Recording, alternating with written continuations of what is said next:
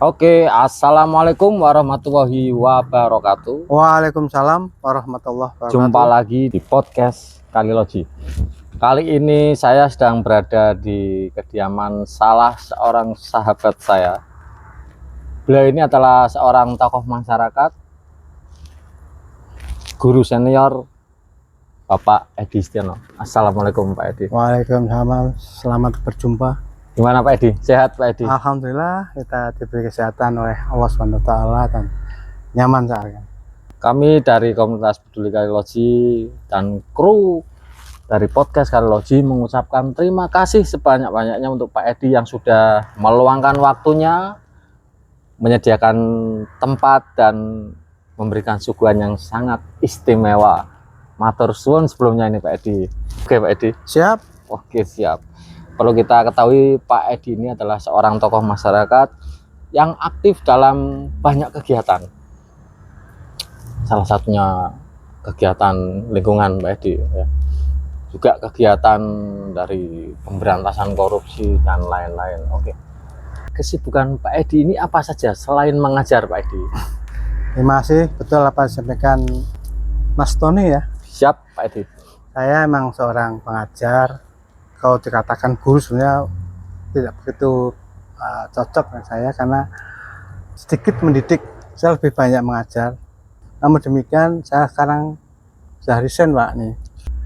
Saya sekarang ini menulis Pak.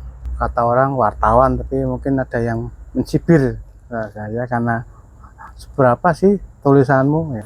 Selain itu saya juga sekarang ini aktif di BKM.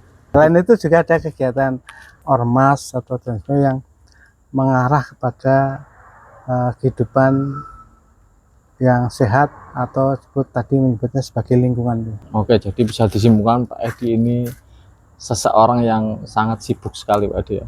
Oke Pak Edi, kita akan sedikit bercerita dan mengupas masalah yang ada di Pekalongan, yaitu lingkungan Pak Edi. Menurut Pak Edi, bagaimana kondisi pencemaran lingkungan yang ada di Pekalongan ini Pak Edi? Alhamdulillah menurut saya parah. Karena saya itu kehidupannya sebenarnya tadinya dekat sungai. Memanfaatkan sungai itu untuk olahraga. Berenang kata-katanya seperti itu.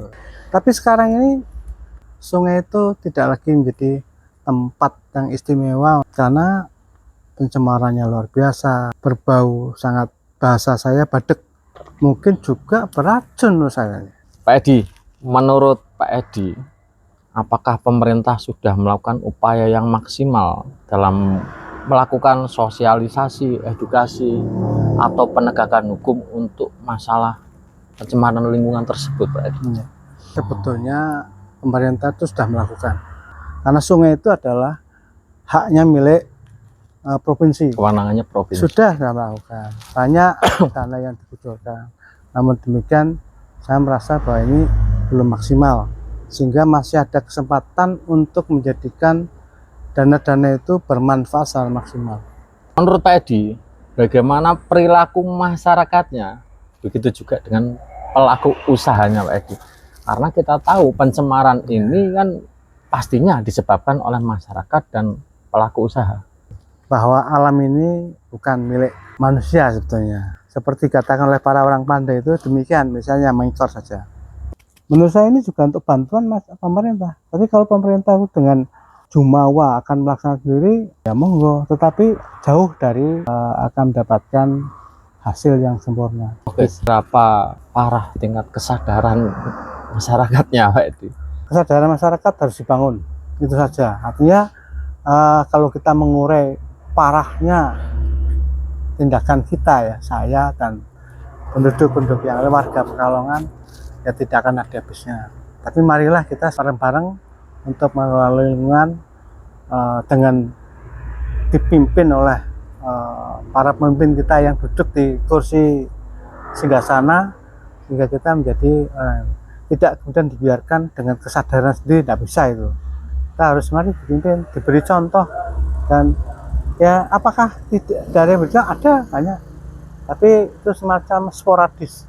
Kalau pas mungkin ada mau pejabat dari pusat mau datang, geraknya luar biasa, saya senang sekali. Tapi kemudian belum lagi ya, mungkin karena yang diurus banyak, saya tidak menafikan bahwa mereka itu tidak mengeluhkan tidak melakukan, tapi mereka melakukan kemudian tidak terus menerus selesai itu. Oke, menurut Pak Edi, adakah langkah-langkah yang efektif untuk membangun tingkat kesadaran masyarakat agar lebih peduli dalam menjaga lingkungan, Pak Edi? Masyarakat itu semuanya sebenarnya mengidamkan lingkungan yang sehat, lingkungan yang bersih, lingkungan yang nyaman. Saya jadi ingin bercerita tentang masyarakat yang mengeluh di sebuah warung makan Karangasem Mas Duki. Mereka itu terdengar kata-kata terakhir dengan sangat ironis sekali. Angel-angel tutup baik kali ini. Baik kami sebagai masyarakat, kemudian pemerintah yang lebih memiliki kewajiban untuk melakukan.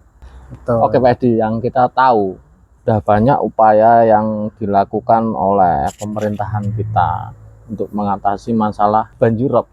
Dibangunnya bendung gerak yang ada di Selamaran, terus dibangun juga sabuk sungai, juga adanya sodetan kali yang ada di Kuripan. Menurut Pak Edi, apakah yang sudah dibangun oleh pemerintah tersebut sudah efektif menangani permasalahan yang ada di Pekalongan? Tentu itu sangat baik sekali. Namun demikian, kalau pengelolaan limbah itu baik, saya yakin itu akan bisa menanggulangi. Oke, limbah, enceng gondok, pendangkalan dan lain-lain. Keadaan seperti itu adalah hasil dari budaya dan akan berefek pada budaya. Maksudnya begini, pencemaran yang ditimbulkan itu tentu karena budaya mereka yang tidak mau peduli. Karena kali kemudian keruh, kali itu kemudian bersampah, berlimbah, kemudian badek juga, mereka itu hanya akan masyarakat hanya akan menghindari. Pokoknya seperti jalan kali lah. Itu orang badek kan, padahal banyak orang yang rumahnya di pinggir sungai. Nah, itu.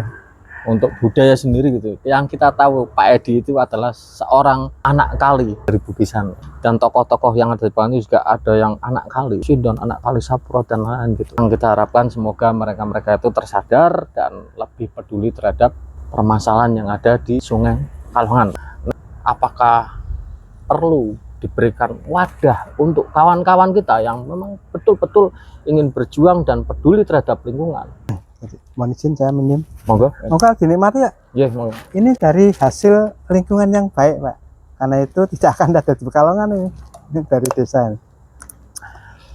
Baik, saya lanjutkan bahwa kita telah memiliki segalanya, dari mulai masyarakat, komunitas, pemerintah yang seharusnya mereka bisa berbuat, kita bersama-sama bisa berbuat untuk sebuah lingkungan kita yang bersih dan sehat. Kita tidak mungkin hanya mengandalkan atau menjatuhkan beban itu pada pemerintah. Betul. Pemerintah banyak tugasnya. Mari kita membantu pemerintah. Banyak komunitas-komunitas peduli. Ada KPKL, saya dengar ada KPKL. Setelah Posapudi, kemudian ada juga dari kelurahan pun. Itu perlu harus menjadi ada tempat penggabungan yang bisa menjadi wadah menampung aspirasi mereka, bagaimana cara membuat mereka itu kemudian peduli pada itu. Oke Pak Edi, next. Kita tahu Pekalongan saat ini sedang mengalami yang namanya krisis Pekalongan darurat sampah Pak Edi, yaitu gunungan sampah yang sudah sangat menumpuk sekali di TPA Pegayu Pak Edi. Menurut Pak Edi, adakah langkah-langkah yang lebih efektif untuk mengurangi permasalahan sampah yang ada di kota Pekalongan? Bagus. Ada namanya TPA, tempat pembuangan akhir.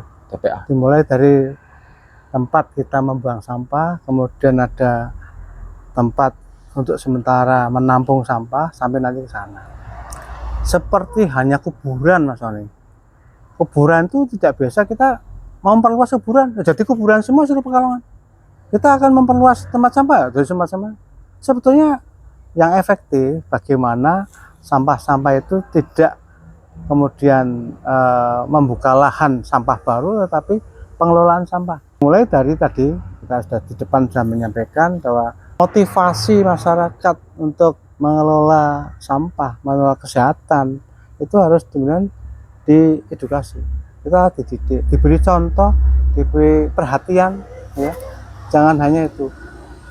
gundukan sampah itu terus akan bertambah banyak. Jadi kesimpulannya mungkin perlu adanya edukasi ke masyarakat tentang pemilahan sampah dengan harapan agar bisa merubah mindset masyarakat bahwa ini bukan sampah tapi ini bisa ditukar dengan rupiah. Oke Pak Edi, menjelang penutup ini, adakah pesan-pesan khusus yang ingin Pak Edi sampaikan kepada masyarakat Kota Pekalongan tentang masalah lingkungan Pak Edi? Mungkin tentang menggugah kesadaran atau lebih peduli. Monggo Pak Edi. Sesepuh-sesepuh kita sudah membuatkan slogan yang luar biasa, batik, ya, batik. Itu singkatan, tapi bukan singkatan batang tikus. Karena beberapa waktu yang lalu, kalau orang mendapatkan tikus, bangkainya dibuang ke jalan. Sehingga batiknya kemudian diterjemahkan oleh Bapak Wali Kota waktu yang lalu itu menjadi bangkai tikus atau batang tikus. Nah, batik itu luar biasa sebetulnya. Mereka membuatnya dengan sebuah komitmen melalui rapat DPR waktu itu yang dari pemikiran-pemikiran yang banyak, sehingga di sana tersembul satu cita-cita hidup dan kehidupan di Pekalongan, yang mana yang dimaksudkan itu ya diantaranya tadi adalah indah dan kemilu atau sekarang menjadi komunikatif. Nah, indah itu adalah tidak hanya kelihatan baik seperti bunga, tapi kalau dia cium baunya banger, enggak. Tapi indah dalam arti indah itu ya keadaannya tertata, baik, sehat, bersih, dan kita menikmati. Oke, terima kasih Pak Edi untuk waktu dan kesempatan serta jamuannya yang sudah sangat nikmat sekali Pak Edi. Matur suwun kami ucapkan karena Sama-sama. jadi pemirsa, pesan saya untuk masyarakat Kota Pekalongan pada khususnya, berdewasalah dalam berdemokrasi karena kita sebentar lagi akan menghadapi pilkada.